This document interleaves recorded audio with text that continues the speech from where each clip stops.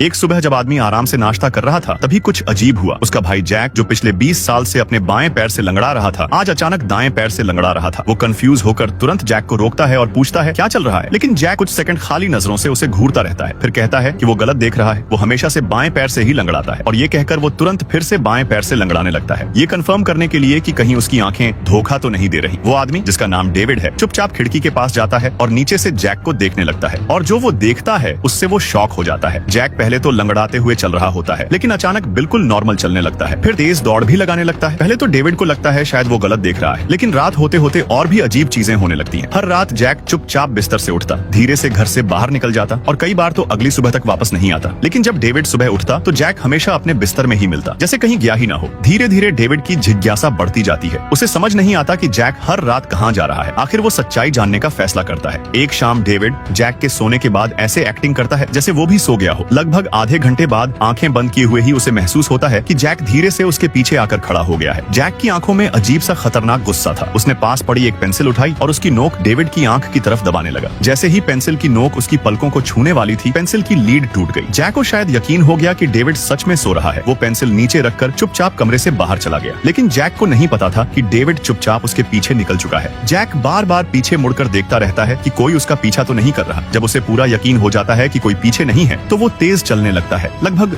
दौड़ने जैसा। डेविड को अपनी आंखों पर यकीन नहीं हो रहा था। जब जैक एक टैक्सी में बैठता है तो डेविड भी तुरंत दूसरी टैक्सी रोकता है और ड्राइवर से कहता है कि आगे वाली टैक्सी का पीछा करे। थोड़ी देर बाद जैक एक संकरी गली में उतरता है। डेविड थोड़ा दूरी बनाकर उसके पीछे पीछे चलता है। आखिरकार वो एक सुनसान वीरान सी गली में पहुंचते हैं और वहीं डेविड के सामने एक ऐसा राज खुलता है जिसने उसकी पूरी दुनिया हिला दी।